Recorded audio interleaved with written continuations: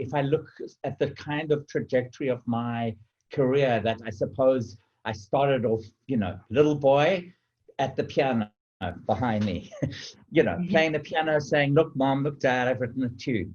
Or listen, rather. Look, that's interesting. I said, look, but listen. And, then, of course, I did study composition. And then my detour, without going into too much detail, was also I studied law. And sort of that journey, that strange journey that took me elsewhere, has also brought something to my work, because it taught me about the bigger, broader issues of living in South Africa, from, let's call it, a very sheltered, middle-class, apartheid, suburban upbringing, to Johannesburg, which was Cape Town, to Joburg, a much more, kind of right into, I worked at a law firm, actually, that was based primarily with criminal law, and actually was sort of, the heart of it was based in Soweto. So suddenly I went through a very interesting process of learning about actually the country that I had not seen.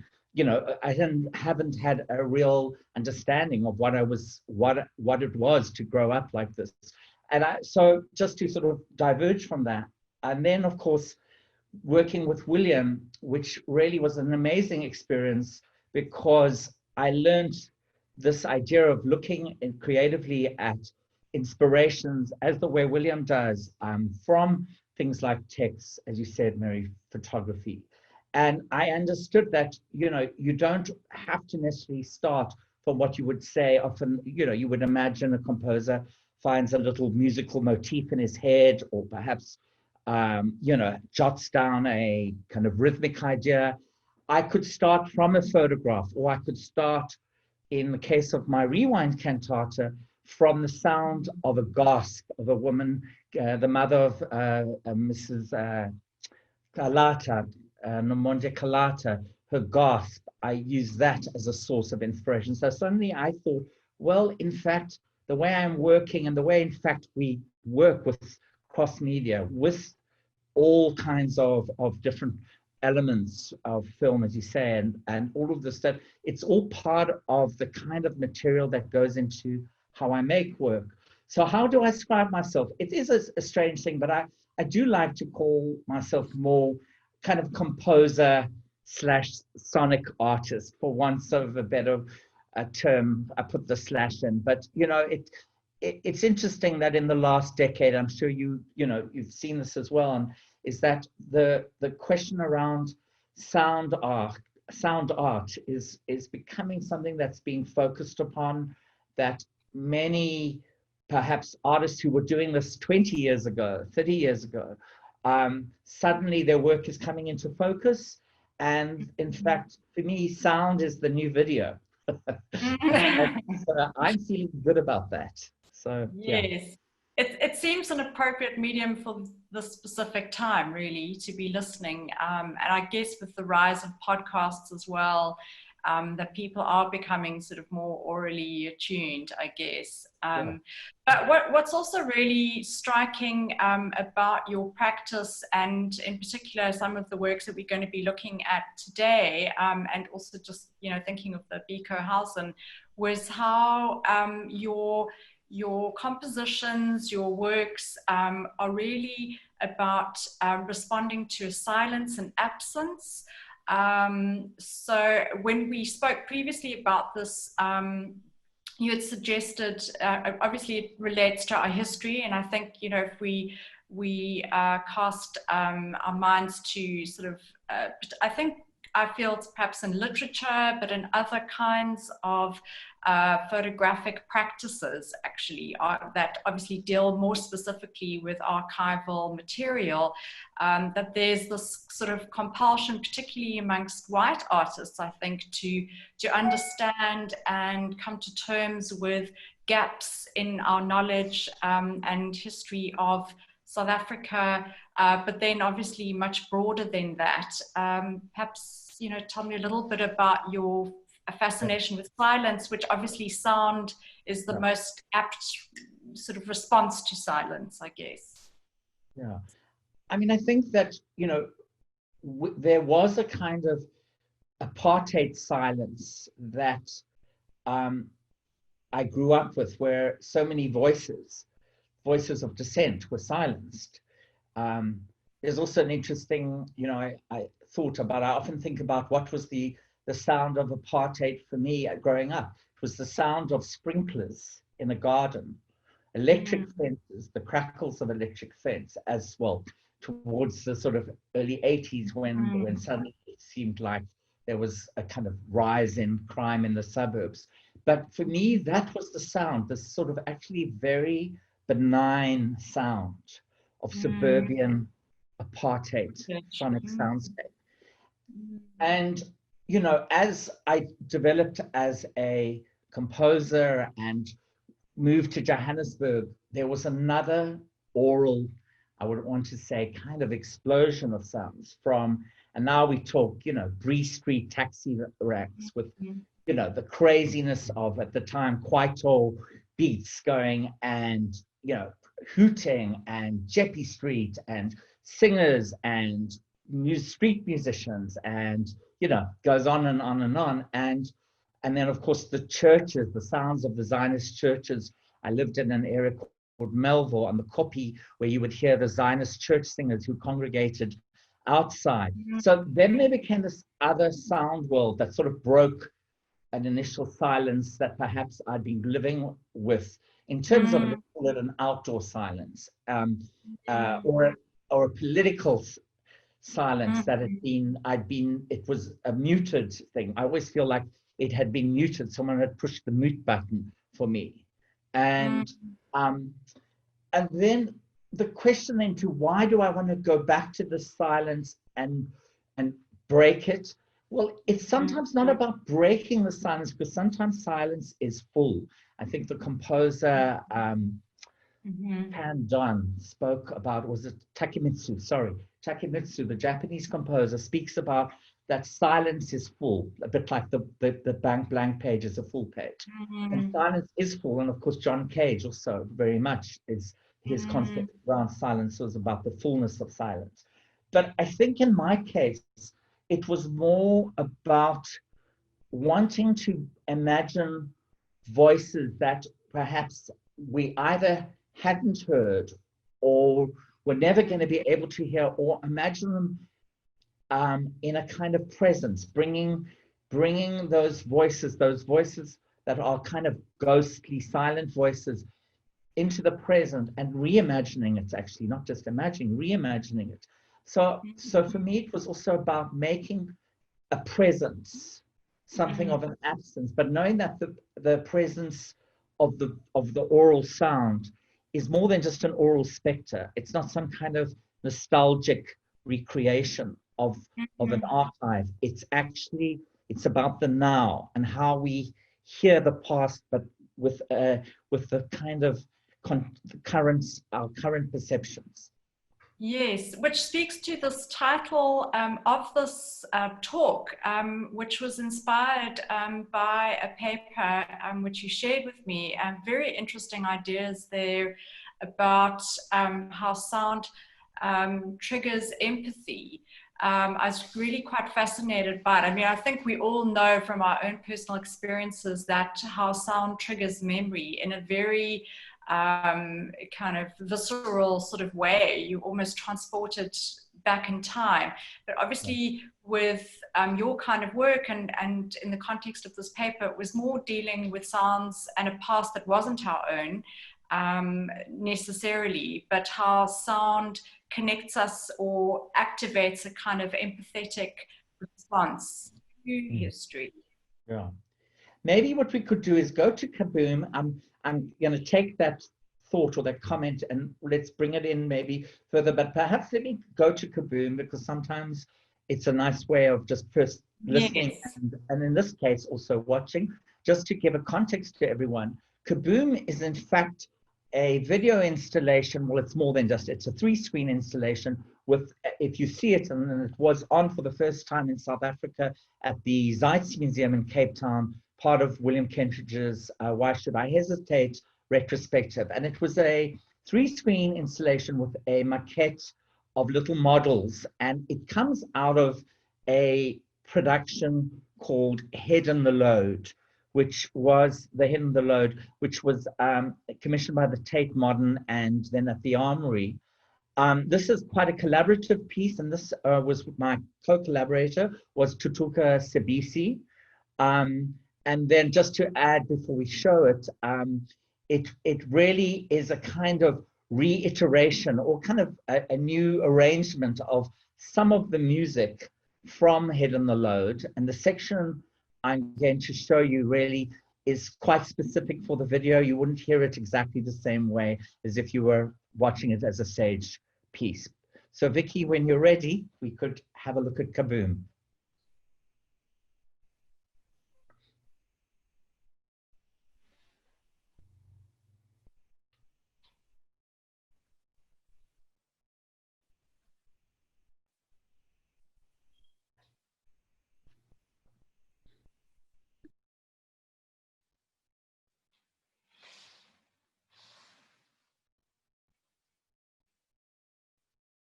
I'm not hearing sound, Vicky.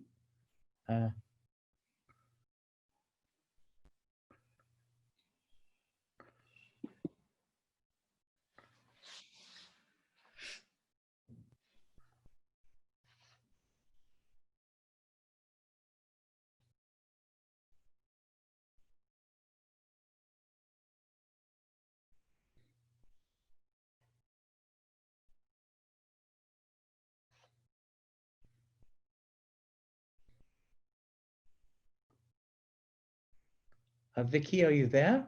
I'm wondering.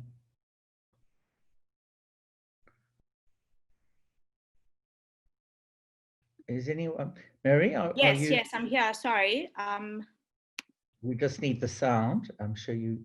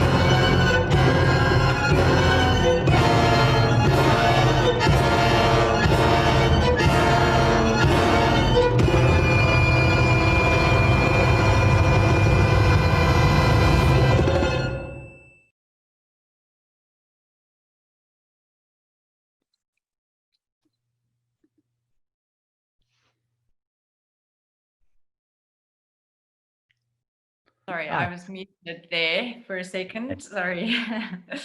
Yeah, I was really quite fascinated when you sent me the notes about how you the sort of nuances of the composition for Kaboom, which I'm not sure that we can completely perceive through this extract, but yeah, tell me a little bit about how you melded this kind of oral language, which is very cinematic.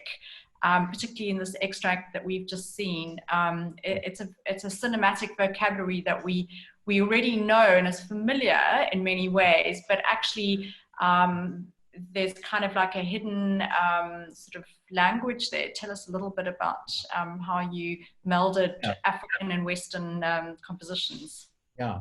So, I mean, Tutuka and I, when we worked together on this, it was quite an interesting thing because in some ways, and there's a kind of interesting, complex conversation around this in itself, is that Tutuka's background is Drakensberg Boys Choir, you know, B-Maz at Stellenbosch, or honors at Stellenbosch in conducting and choral, and he, in fact, in some ways, has had the more classical, traditional background, so to speak. I, in fact, have had, as you heard, a longer journey. So when we got together on this project, I, in fact, had been thinking about two areas to look at. One was the modernists. I mean, the First World War, the advent of the First World War really was the end and the kind of complete collapse of romantic music by that time.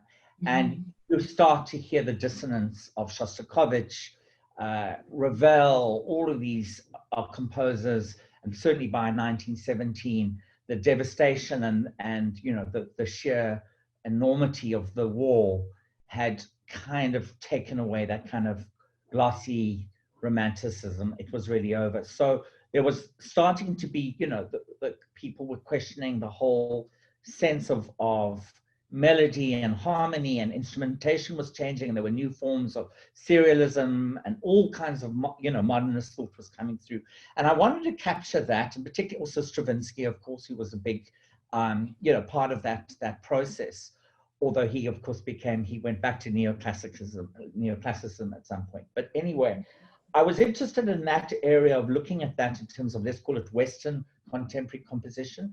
And then I was interested in what I would call a language of African music that, in fact, not necessarily was something that I could put my finger on, because it, you know, you would have to think about, well, you know, if you want to say to yourself, which was a question that Tutuka and I had, well, what was the music that and just to sort of give a small context, that one of the most important things about the piece, The Head and the Load, and Kaboom, as the byproduct, was the fact that there were a presence of Black men who were basically used by the colonial powers to be porters, carriers, and their role as servants of the colonial powers was really, you know, pretty close to some form of slavery. And I mean, they were barely paid, etc., etc. So you've got to say to yourself, well, what is that sound world? And I mean, it's a really interesting question, because is it, you know, is it the songs that you would, you know, that your mother would sing to you, or that were ceremonial songs, or etc., etc.? Are those, is that the sound world? And I didn't want to be as kind of, that felt also contrived and something it bothered me. So Tutuka and I, we both looked at kind of war chants that I thought were interesting, but also apartheid, kind of the beginnings anyway of apartheid. Land Act was in 1913. There were songs already like Abelungu Godan.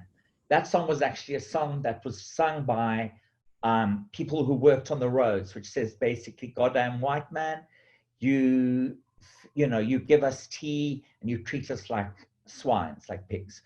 That song became an interesting song to look at because it was really coming right out of that time. But we know that also this was the time of Sol Plaatje and the new Black intellectuals, and we know that there was Christian hymns.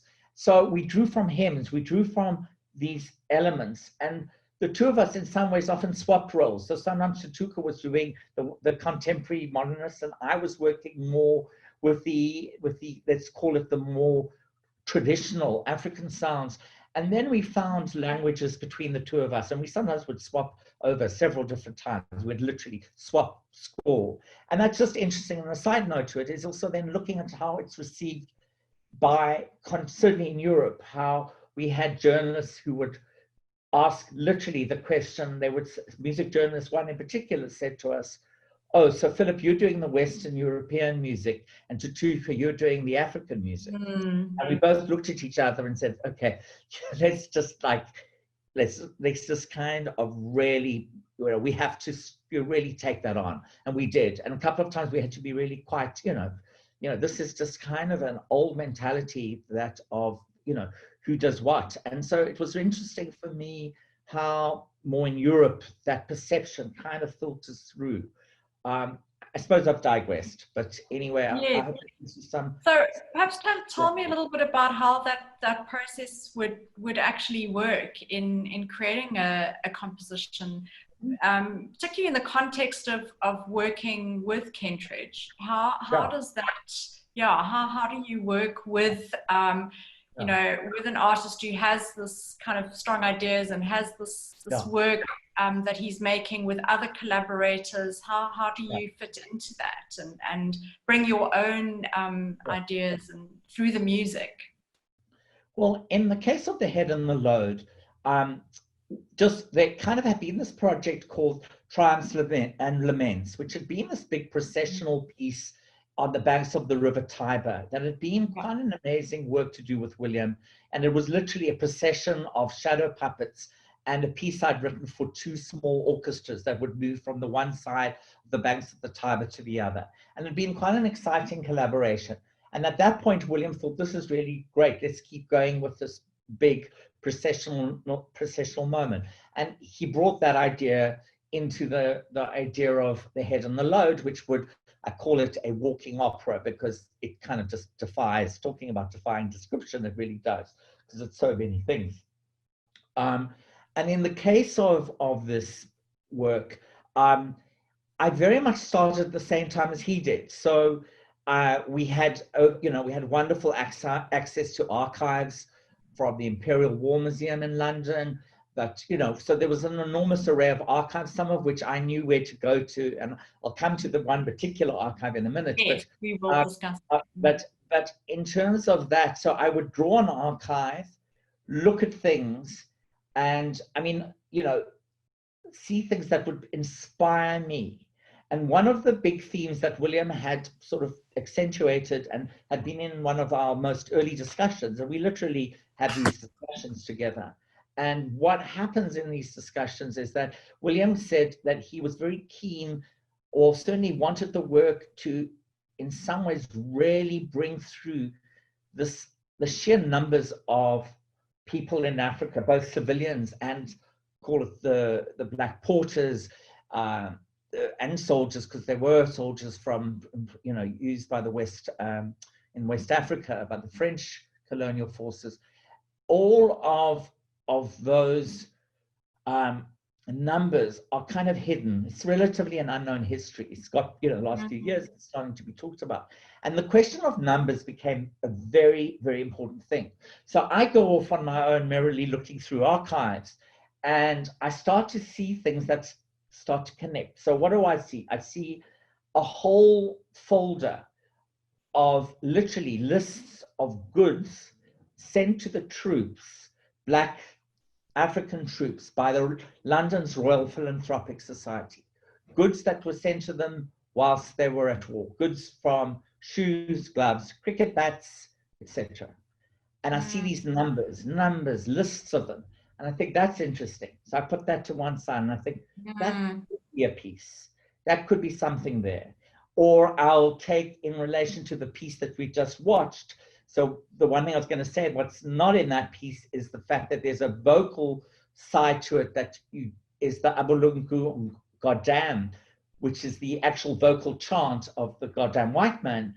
And that is used as a means of which I get to the Stravinsky, what I call my rite of spring sort of inspiration in that piece, because I'm thinking about Stravinsky, but I'm thinking about this unbelievably rhythmic piece, which is really, this piece was also, people were literally, this was a kind of people who were doing, I'm now completely, they were using pickaxes.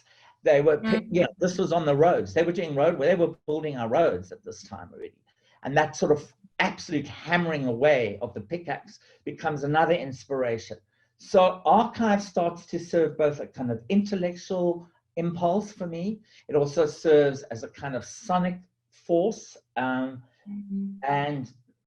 that could maybe take us, can I sort of say, let's go to a bit of counting numbers, because so much more of this archive conversation. Yes, and then we'll get to the next one.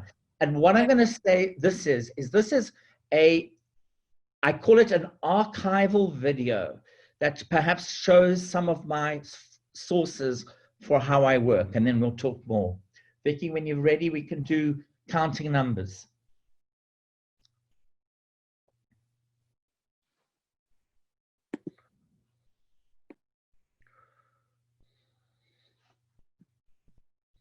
Abide with me first for the eventide. The darkness deepens, Lord, with me abide. When other helpers fail and comforts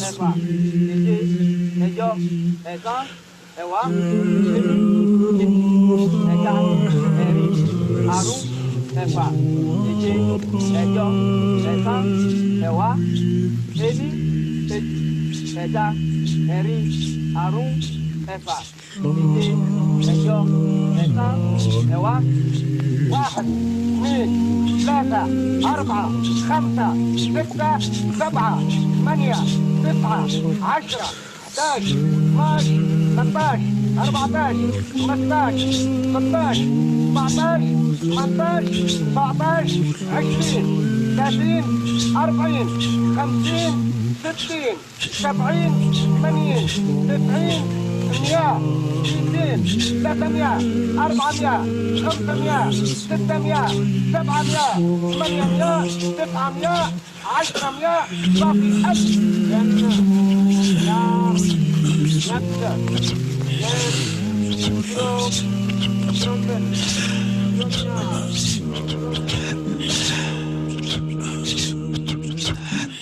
Goods sent to the troops by the Committee for the Welfare of Africans in Europe. Goods sent to the troops by the Committee for the Welfare of Africans in Europe. 634 records. 26 gramophones. 600 mouth organs. Records. 2 guitars complete with pieces and extra strings. 2 guitars. 3 concertinas. And extra strings. 1 cornet. 3 1 portable organ. 1 cornet. 2 footballs. 10 football pumps. 1 portable organ. 1 bagatelle ball. 2 footballs. 21 sets of Ludo. 10 football 17 pumps. cricket bats. 1 bagatelle ball. 5 sets of cricket stumps. 21 sets of 6 Ludo. cricket balls. 17 cricket 12 bats. dumbbells. 5 sets 6 of sets cricket of boxing stamps. gloves. 30 sets of dominoes. 6 cricket balls. 30 sets of straps. 12 dumbbells. 39 pairs of 6 mittens. sets of boxing gloves. 2,806 mufflers. 30 sets of dominoes. 1,600 pairs of 30 socks. sets of 600 pairs of leather 39 gloves. pairs of 600 hymn and prayer books. 2,806 111 song boots. 12 Union 1,000 pairs shirts. of socks. 108 colored 600 pairs handkerchiefs. of leather 1,000, gloves. 2,000, 600 1,250 school primers. 11 3,000 slate pencils. 12 Union jacks. 1,440 pen holders. 108 colored handkerchiefs. 4,300 1,250 school 120 packets primers, of ink powder, 3,000 slate 13 pencils, tuning forks and pipes, 1,440 pen holders, 4,320 pens, 120 packets of ink powder, 13 tuning forks and pipes.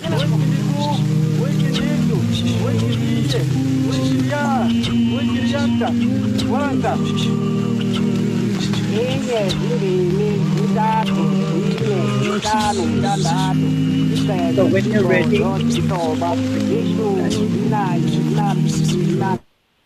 Thank you.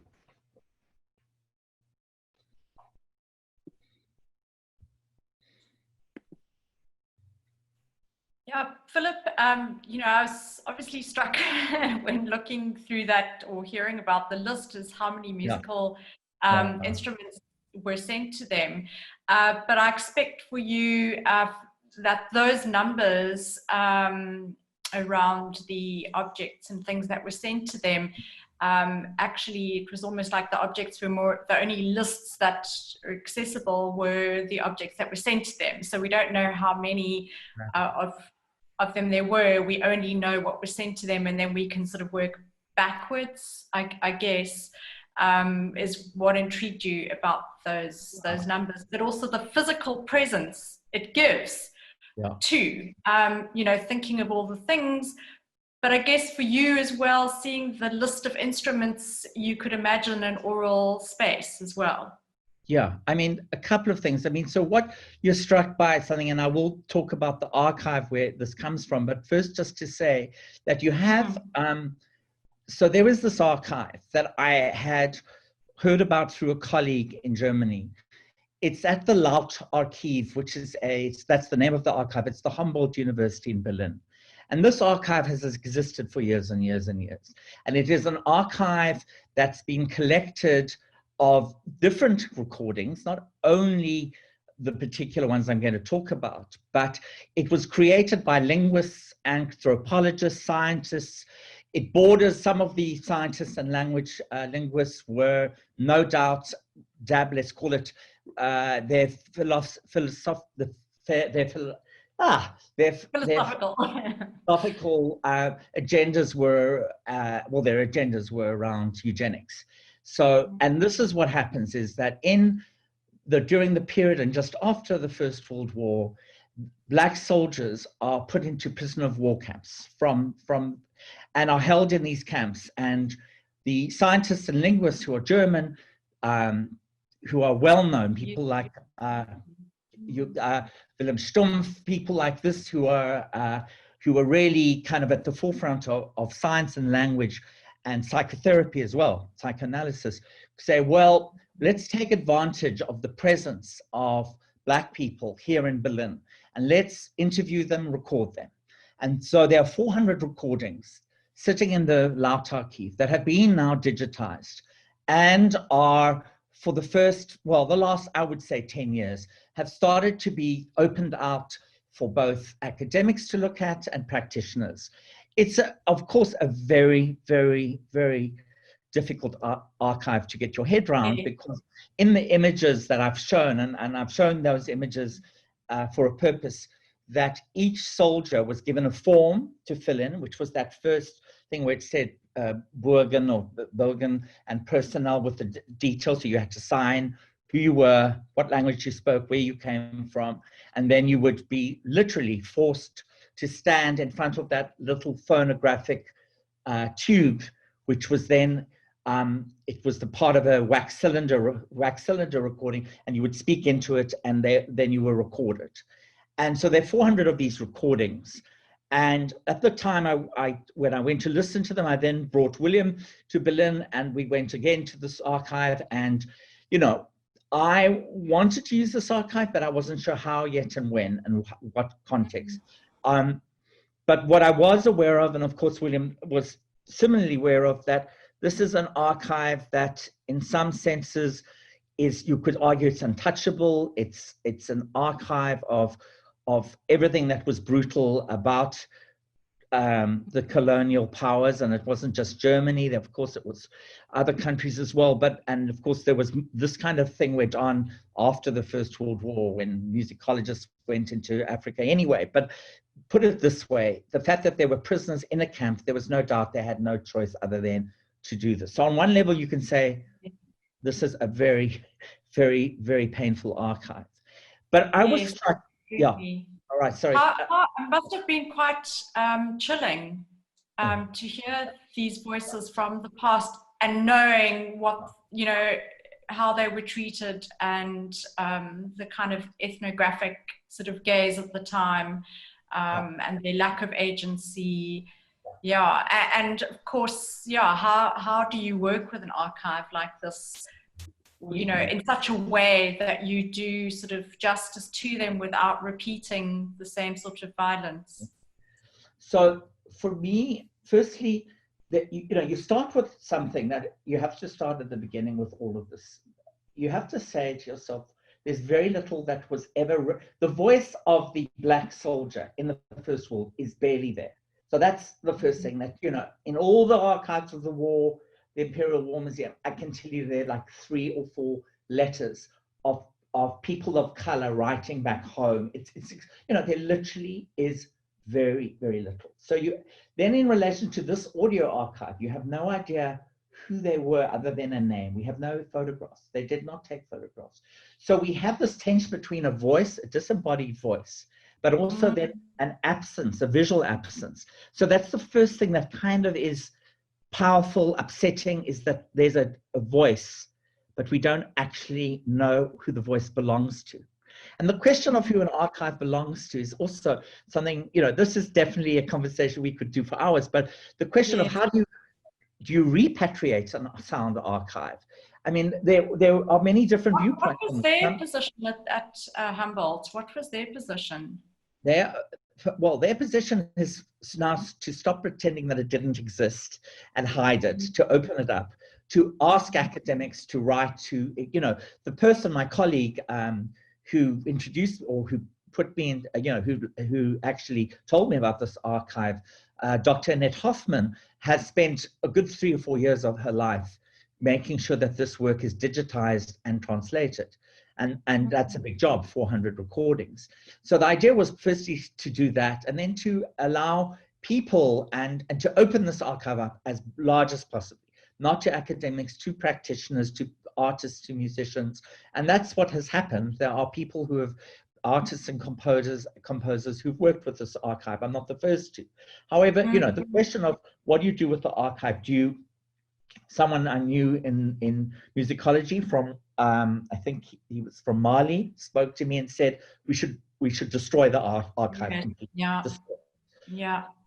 A lot of people, and something that probably I think about is I'm interested in how one could now, with it being digitized, kind of send it back to different countries, to different composers and artists, and actually allow them to, in fact, take it as a kind of if we thought about this in terms of oral storytelling, that this is a story that then gets passed on generation to generation. And that's been something that I thought could be a powerful way. But there's no one answer to this. But I did feel that to just say, well, it's too painful to even show, for me feels like I think in a way that then we just hide it, we close it down.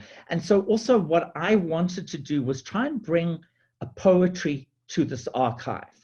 And the poetry, what I mean by that is that I think firstly that if you look at what I've used something very specific. Oh, sorry, there was one more thing I was thinking about with this archive, and I've talked to you. There is the counting. So I took so in each of those recordings, sorry, I haven't made this explicit. In each of 4 sonic strands. Yeah, that's right. There are 4 sonic strands. So you have an archive of the counting, what I call counting. And that comes from the original recordings. And all I did was in each recording, wax cylinder recording, the interrogator asks the prisoner to count to 10 in their mother tongue, whether it's in Wolof, in Swahili, in isiXhosa. And the counting 1 to 10, I take. That's what I have plundered, using that word which we were talking about the other day. I've taken and cut the countings, just the 1 to 10, because that for me now becomes a kind of metaphor for numbers and people and deaths. So that's what I have used. Okay. The next strand is a contemporary. I worked with 2 singers who were part of this project and asked them to read the lists in different rhythms, the lists of goods, Bulelani and Lubabalo. These are the 2 people I worked with. So that's a contemporary reading. And then I chose a song from a hymn book that, of course, hymn books were sent to the troops. It was the Abide With Me. And then the 4th strand is a kind of sonic looping, which is a kind of play of the gramophone record going round and round, but it in fact comes from a Zionist church style of whistling, where you hear this, which is a kind of idea of a rotational spinning record. And I wanted that because it was very interesting, and it relates back to another question about what was the sound world of black soldiers in that world. Well, they were sent gramophones by the Royal Philanthropic Society and vinyl records, right? 78s. And what were those 78s mostly? Jazz, American jazz. So that in itself is another layer. So I don't know, I think I've lost my way with your question, so maybe you need It's okay, you did answer it actually. Right. Compared to the first piece that we listened to, which was very anxious and a real sense of violence, this is, and the anxiety that you were kind of talking about in disjuncture, in this particular composition, it's a very mournful, and obviously you decided on this, or did it kind of just, as you were mixing all these various sort of strands, did it just arrive there, you know, maybe? Yeah. Or is it your response to the archive, emotional response? So jumping back to this archive with William. So initially we said, okay, let's think about how to use this archive in the live project Head on the Load, the big performance piece. And it became very clear to us that to use this archive, that was probably the most problematic thing to do, because it was so overlaid with other sounds on a stage where there's so much going on. It's a 500-meter long stage, that there was no sense that you could ever give it the kind of space and meaning for it. And so we agreed this wasn't the moment to do it. And so it never got in to the Head and the Load. And I was very thankful, but I always knew that I wanted to work with it in a different way. So what I'm showing you is a piece that has developed sort of in my response to this archive. It's not really any more related to Head and the Load.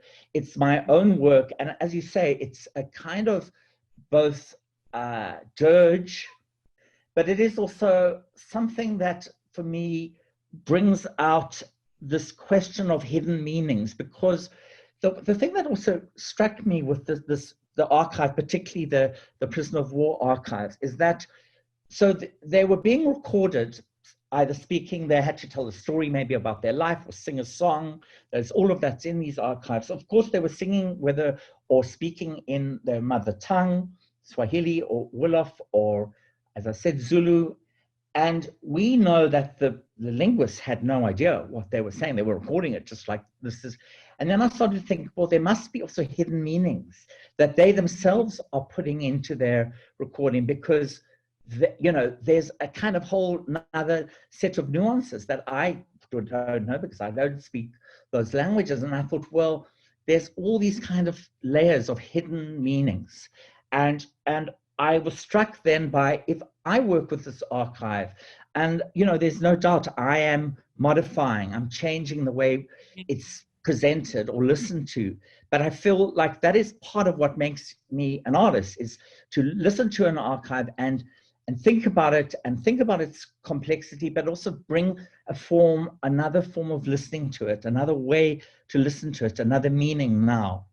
And I suppose that for me is which allows me to feel that I'm not plundering. I mean, I use this word plundering partly in inverted commas, but partly because I am aware of the complexity of these things, and I'm aware of how it is important to give these archives a kind of life outside of literally a room full of boxes of old wax cylinders. I think we should be doing things with it, but how we do it is going to be judged each and every project. But which gets me to, so this is a work in progress, and why I showed this first part was because I wanted people to see the archive that I was looking at.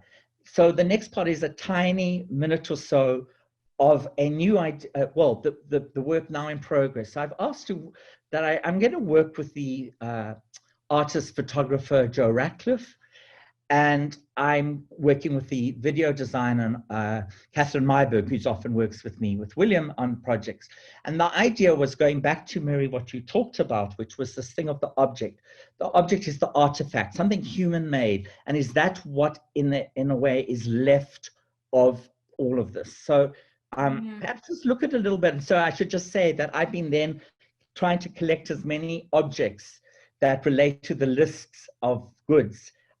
So there's a lot of buying on eBay at the moment. And if anyone here has something that they think might be good for the list, let me know. But I'm going to show just a tiny bit of the video now, just to see where it's going for the next phase of this making of this project.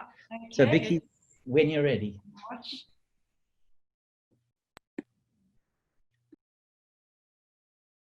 Abide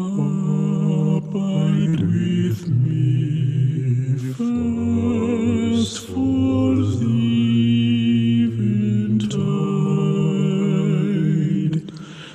The darkness deepens, Lord, with me abide. When other helpers fail and comforts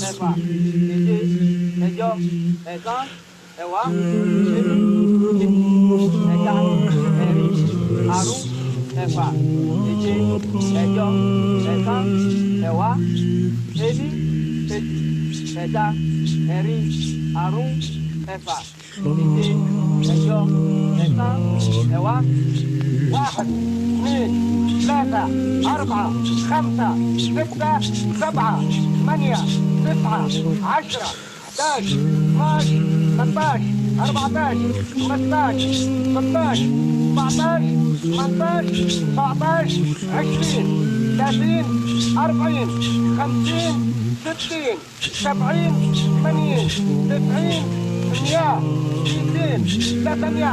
100 200 300 400 500 600 700 800 900 10 صافي 1000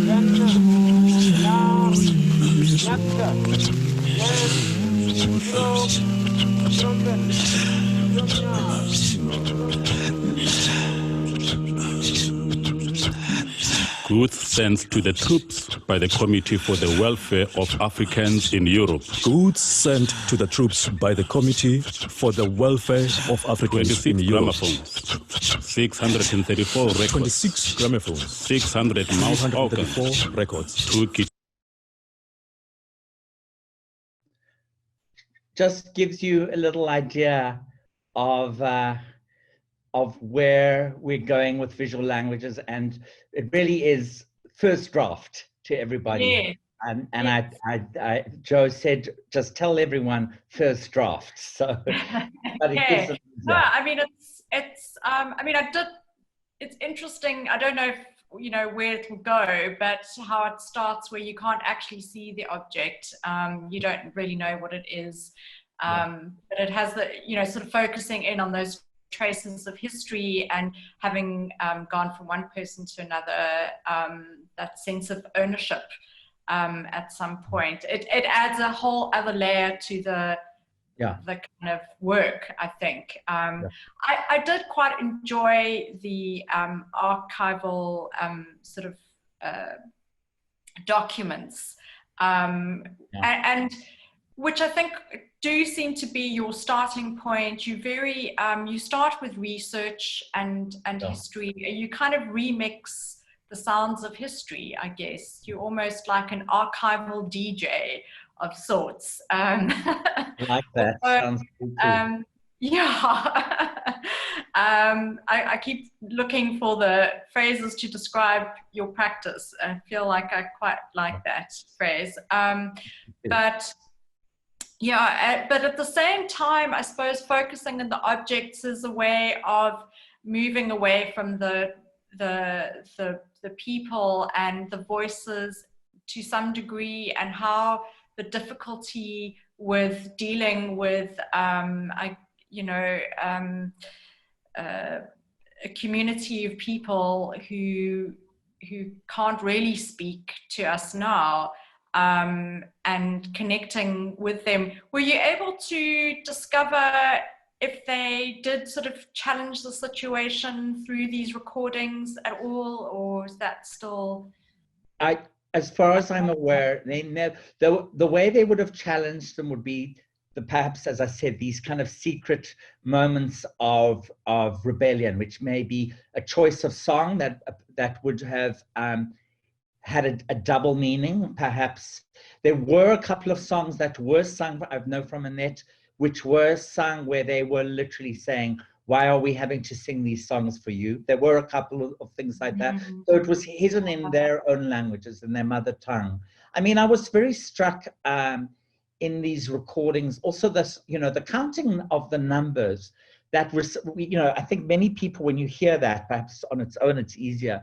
That that's number counting. What makes that counting in numbers? Is it the rhythm, the jaggedness, the particular gesture, the vocal timbre? All of those things are really interesting for me.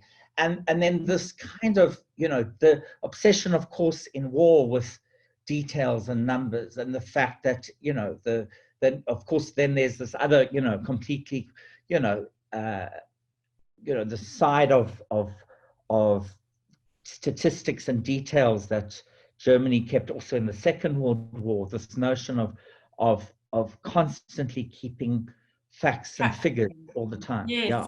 I mean, there's a sense, even just throughout Kentridge's practice, he's made a number of works that are account books, that, in a way, this is what we have left of really problematic histories, are just ledger books that they tell us a story of sorts, but then also give us and bring up this opportunity to reconcile with these dry records, but so with what isn't said within those records. And I guess his practice very much comes out of that too, which is quite interesting. I feel that actually retrieving the voices brings something really quite different to a sort of dealing or working with an archive, that we can actually hear the voices, and that it's quite a different experience, that which does bring us back to that topic of this essay that really inspired the title of this talk, around triggering memory through sound, and how one always needs a trigger for a memory. Of course, these are not memories that anyone has now, because we're so many generations ahead, but the sense of empathy and empathetic is that, you work so much with emotions with sound. I think that's really what's very particular about what sound work is that it takes us not to a conceptual space or an intellectual space. We can intellectualize it, but it really evokes something very visceral within the listener. Well, I mean, I think that sound, I think William Barth talks about the grain of the voice. I'm very always compelled by voice, because voice, firstly, is, often, in fact, it's interesting that, people sometimes think that in Africa, the sound of musical sound of Africa is the drum. It's not true. It's the voice. And we know that from the fact that music is from, you know, San, Khoi tradition. Communal singing is the first thing. Wood, which is what drums are made of course, is sometimes a luxury in different parts of Africa. You won't have so the drum is not necessarily the instrument, it's the voice. And I choose the voice not only because, well, I think I choose the voice because the voice carries something that comes from within the body, rather than the instrument, whether it's the violin with the bow, or the guitar, the ramki guitar, or a marimba. I like the fact that the voice, it's coming literally out of the body. And that kind of almost internal voice that comes through, and that then connects to our ears, you know, which is then going into our body with the vibrating on the eardrum, and then, you know, sending the impulse to the brain. It's, for me, a very interesting thought of how it's body to body in a way. And I like the idea of everyone, you know, when you listen to something, everyone listens differently, and everyone makes their own memory, or has their own emotion from it. I mean, you know, I like that we're making a new sound meaning. We're making a sound meaning, each and every one of us listening. And it could be because the sound of the counting reflects something of being forced to count at school, or, you know, it could, you know, there's so many different, or the abide with me, you know, a Christian hymn that maybe, you know, that takes you to your childhood, that those first hymns you maybe learned at school if you went to a Christian school, or just a quality of voice that reminds you of somebody that you know. I like those, each person having that subjective connection to it, and I have that too. And that's why, you know, I mean, this question of that recording, well, I don't speak those languages, and that, you know, Swahili is not my mother tongue, and how, I thought there were two things about that. One, I'm using a very specific set of text, word text, which is the counting. And I'm using it in a particular way, which is not to try and say meaning beyond the meaning that I'm trying to talk about in my work. And I think one can work with sound in that way. Taken quite a clinical approach. Yeah, yeah. As a way of removing yourself or your culpability of working with this material to some degree. I don't know if that's correct. Yeah, I think so. Perhaps we should watch the third one and want to introduce. Yeah, I think maybe we should jump to influenza, because Yes. we will run out of time, and it's a kind of project that's happening now, so maybe that would be good. Yeah. And do you want to introduce it, Philip, or shall we discuss it afterwards? Maybe just a quick introduction, as quick as I can be. So in the first few weeks of COVID, of lockdown, I was, you know, every artist, you know, visual art, everyone, let's just say across the board, doesn't even have to be in our world of arts, we were all struggling with, firstly, the isolation, the fact that many of us had lost all our work. And I was very, very aware of how I wanted to do something to assist a kind of, let's call it a family of musicians, singers, collaborators I've worked with for 20-something years. I tend to work with people who I love working with. We work on it forever and ever, I hope so. And so they are a kind of family. And so we were in touch with each other, and, you know, a large group of the people who are in this project, Influenza 1918, had all lost the work on the big Head in the Load. This big Kentridge production was opening in Johannesburg in April. Right. So it was July. Yeah. And it was a devastating thing. People had no work. And so in conversation and in reading some articles, one by my friend Mark Gavissa, the journalist, I started to pick up about a song that had been written by a very well-known composer, Ruben T. Taluza, in 1918 in response to the Spanish flu epidemic in South Africa. And I then spoke, on with the, as you say, I love the research and the archive. I immediately contacted Professor Howard Phillips, who this is his sort of authority. He's written a book around Spanish flu in South Africa, and we spoke, and I had to then hunt down the song. And after, this was in really lockdown when it was in the first few weeks, and it was very difficult to access the song because even though it is in archives in universities, the universities were closed and I couldn't get into any digital archive. But eventually a musicologist and wonderful writer, Professor Veit Earlman in Texas, wrote to me and said, I have the digital song. So I took the song and I thought about the song and how to reimagine the song. And I asked to put a group of singers together who were all struggling at that moment. And I arranged the song for this group of singers. We used, of course, only cell phones, voice messaging. I made just, I can talk more about the practical, but the song really at this point, maybe we should play it first, was then put together by, I asked them also to make music videos of themselves, videos of themselves in lockdown. So everybody in that video you're now going to see it's a moment of their life in the first 3 weeks of lockdown. And then my partner, Marcus Martin, who lives in Rio, put the video together. So it was a truly international covered piece. But perhaps we can look at it and then you can talk some more to me about it. Yep. Thanks, Vicky.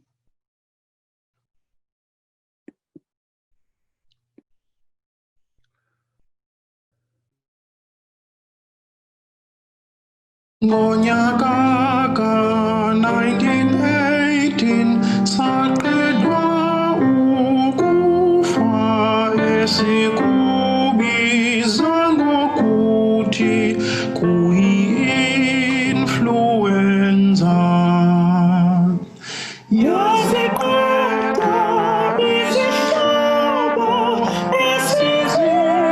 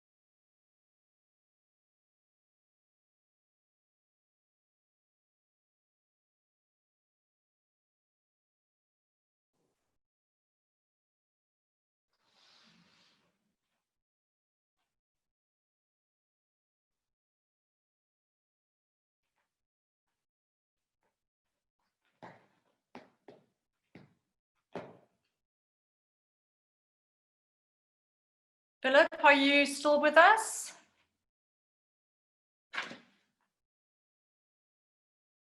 We seem to have lost Philip for a few minutes there. I think while we're waiting for him to return, I just really wanted to reflect on how wonderful it is that he, and sort of typical of him, to bring the sort of unseen voices to the fore, being the behind the scenes, the people who sing and who are part and have been working with him. It's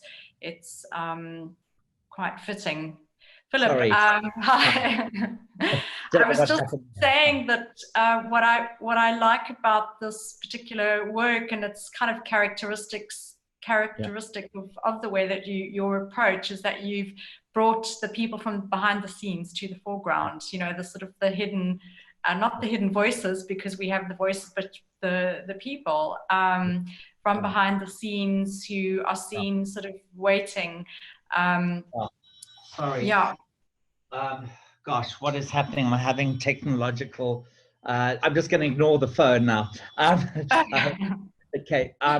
Yeah, I mean, I think the importance of this piece became about firstly celebrating this composer who was really very, very well known, Ruben Kaluza. He was a composer, kind of grew up with a missionary, kind of from missionary education from the Eastern Cape. He, in fact, was part of the African modernist movement, and so he was hanging out with Sol Plaatjes. He really was kind of pushing himself, in fact, out of the, let's call it the Christian 4-part harmony Western hymn tradition, and trying to actually was influenced by jazz, ragtime. And so I found that interesting in itself, he as a composer.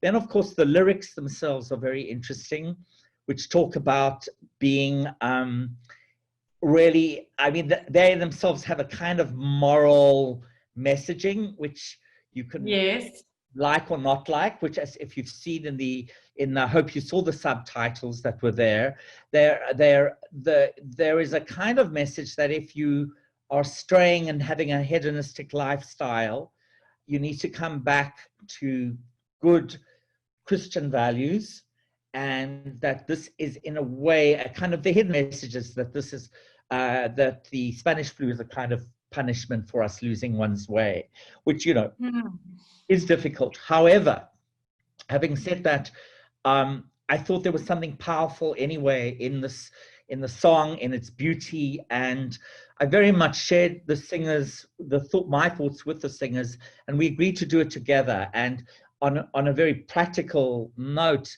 we decided to use the song as a fundraising platform for really our family of singers. And when I say our family, it's a group of 30, 40 different singers who are, and musicians, not just singers, who I know are needing help. And so we put it onto all the social media, and it's been amazing. We have had an amazing response, and it was really important to do something that both we could make something, but at the same time help our colleagues, and I suppose for me, I've been very enriched by these collaborations, because these are not, I suppose, maybe, I've wished I'd had more opportunity. I don't always work with orchestras and huge, where you walk in, you work with an orchestra for a week and then you leave and you never really get to know anyone. The people I work with, I've built really strong relationships. I know their families, I know their children, I know things about them. And so it felt a very connected project over this time. I don't know if you have some questions, around this. Yeah. Well, bringing the voices together, I think, at this time of isolation as well, because obviously in the visuals we see people on their own waiting and looking, and then actually it's through the sound that they're actually brought together. I really liked that sort of juxtaposition. But what I also thought about, given this time, but also perhaps within the context of your practice, is that, with Zoom and this conversation, we can't really see the audience. We're sort of performing, at a remove, which to some degree has defined the way you've created compositions and works, is that you're not in the physical space with the audience. Which, isn't necessarily extraordinary for a composer, artist, but I just wanted to ask you about that. I mean, there's some kind of, in some senses, there's a kind of relief. I mean, if I look at a project like Head in the Load with William, or one of my other, where it was, these are enormous workshops. It's a factory of people, of designers and choreographers and and engineers. They're all working in this huge factory of this project, and it's kind of hectic and it's intense, and often you're in a space all together and there's so much going on, and there's William at the center of all of this kind of conducting, and it's very intense. It can be sometimes very stressful, and the quietness and the kind of, I suppose, in a way, there is a sort, when I say quietness, the kind of intimacy, which sounds odd above Zoom because it's not intimate, but yet there's a kind of intimacy, a one-on-one. Each of the singers that you hear, I had to work with them. I'd send them what would be the backing track. They would sing it back to me as a voice message. So with these little messages being sent backwards and forwards, I'd say, I love this part, but can you change that? And so we'd have these little voice messages to each other. And that's a very different way, very intimate, very personal. It's like having these little literally telephone conversations with people. I should add, maybe, I should just add that it's been such a beautiful project, and so many of the singers who I've worked with have continued to want to do more with this project, and particularly to explore the oeuvre and the amazing work of Ruben T. Faluza. So next week we release our next song, which is Ilandak, which is called Land Act, which is a song that he wrote in response to the Land Act of 1913. And so I've sort of let everyone know this is the next one, which is a very different song to what you've heard, and hopefully quite provocative. And are you going to be working in the same way, remotely sending? Yeah, exactly. We've worked exactly the same way. Yeah. And as you say, it's allowed for a different kind of intimacy. But I wonder if there aren't some questions from the audience, if anybody would like to. I know people often with these chats, or they can, I'm not sure if they can unmute themselves, but if you have any questions for Philip, you can write them out now. Yes, so obviously can people still donate to this project? Yes, it's very much so. There is a, at the end of the, let's call it the music video, there's either a there's a scanning QR code for those who want to use SnapScan, or there's a PayPal reference, which takes you, and people often say, oh, but we don't have PayPal. It's okay, because PayPal allows you to use a South African credit card if you're able to. And next week, when the new video goes on, if you want to just wait, which will go on next week, there'll also be now a proper bank account called Mizo Relief SA. We've been very lucky. I will boast by saying we're over 150,000 Rand from a very small little initiative, and we really are helping more and more people to literally, each person that gets assistance is really being able to afford some proper groceries, to eat, some data, because we have cell phone companies that don't want to make data free or reduced, which is a real obstacle to people working during this time, and people just enjoying. I mean, that doesn't just mean artists, it means everyone, school learners.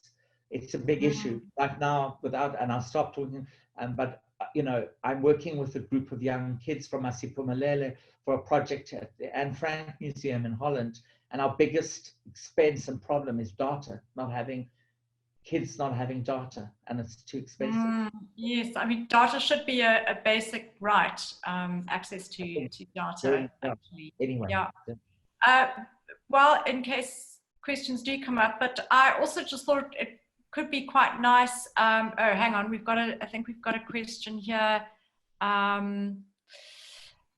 Let's see.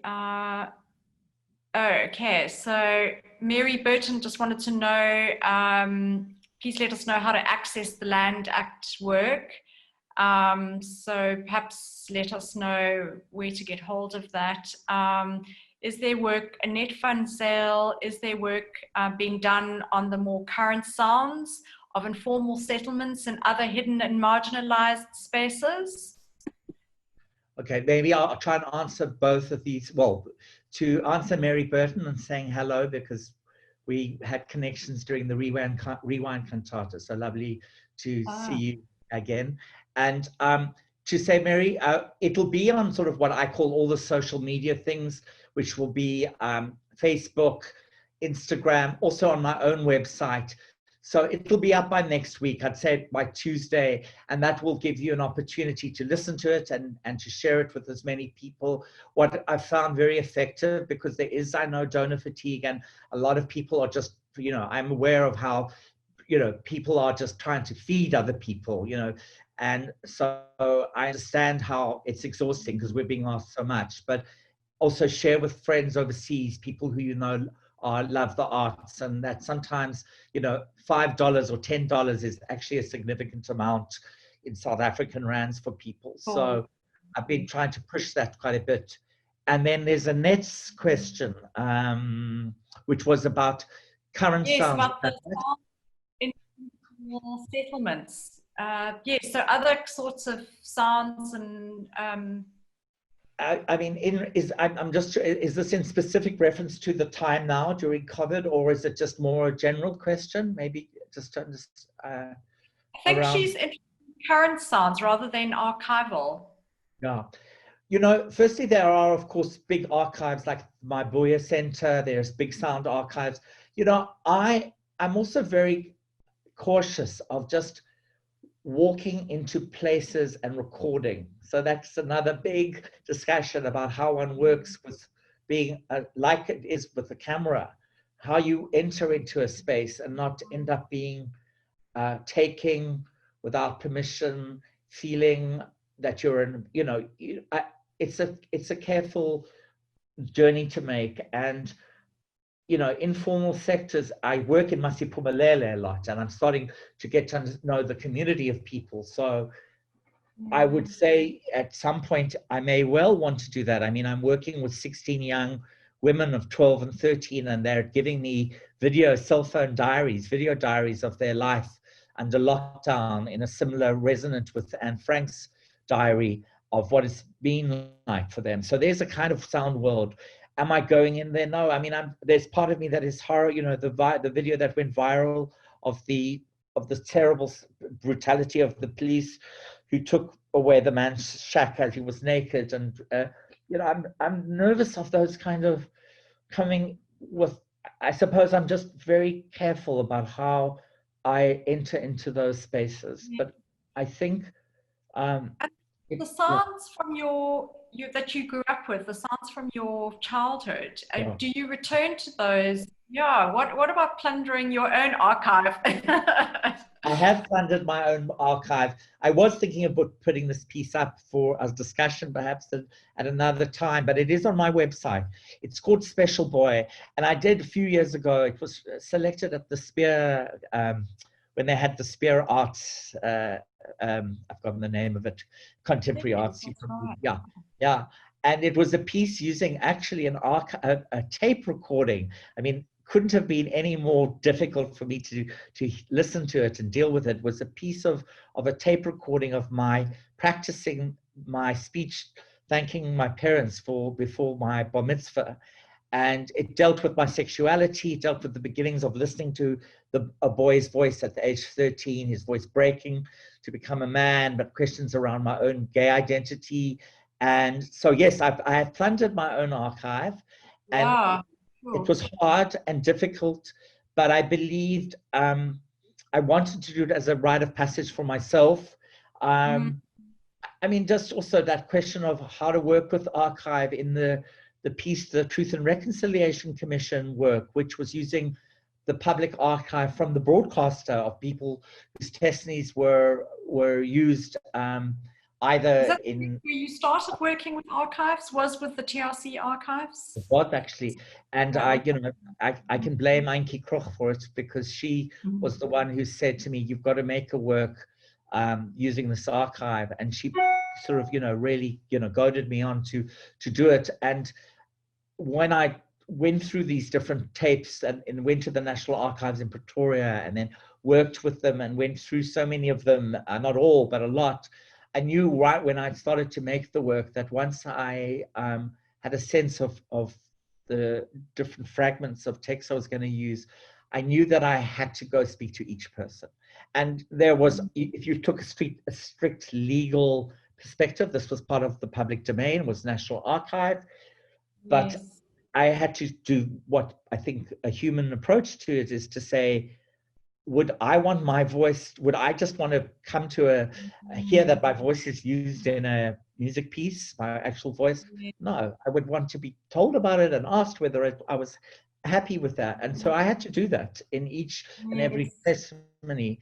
And that became an incredibly amazing, enriching experience for making the work. People, how did, because I mean, in that particular situation, you can actually engage with the person whose archive, I guess, it relates to.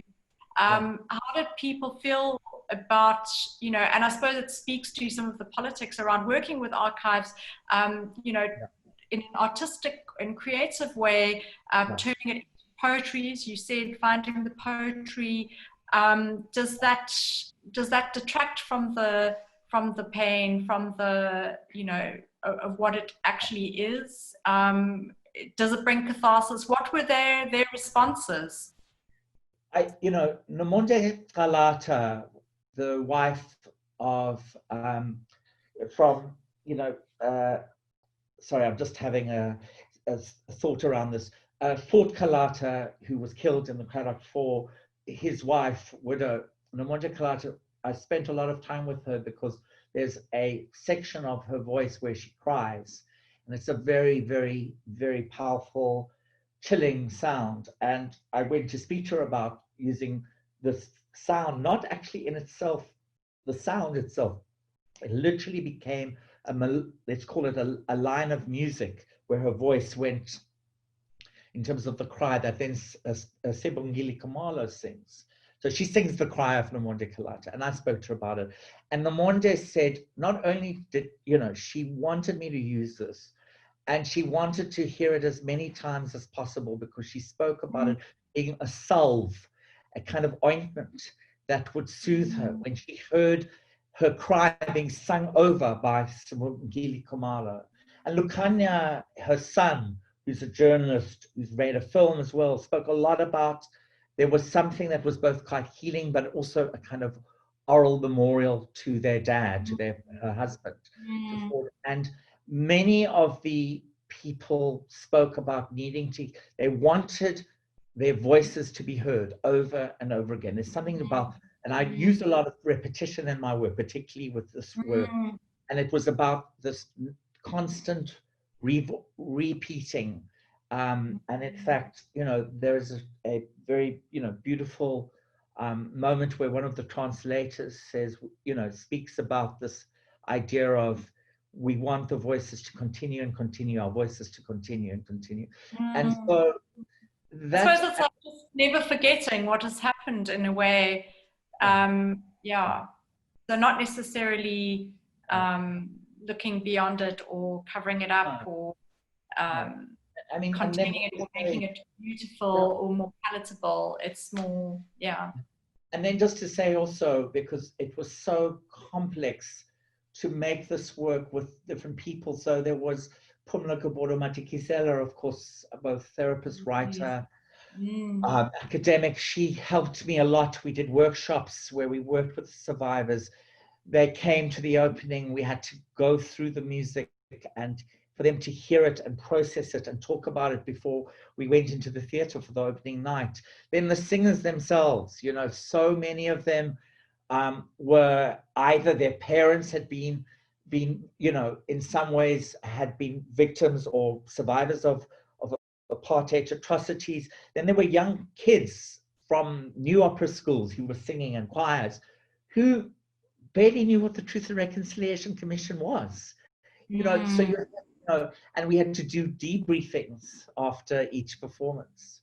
So we had to take a lot of care. And then the project, in fact, also worked, we never worked entirely with South African singers. So when it was in the States, we worked with American Baptist church choirs, and we had to deal with their pain in terms of African American history. And in London and the UK, when we did it at the South Bank, again, the same thing, constantly. Each time it was performed, it had its own life, its own particular way it took hold of the participants. Well, I think that's perhaps a really good place to end. Fascinating practice, Philip. I look forward to the next edition of the Kaluza. We're hoping the Land Act. Wow. We're hoping it's going to be a hit with. We're hoping it's going to be a hit with the EFF. And you know, we wanted to go viral.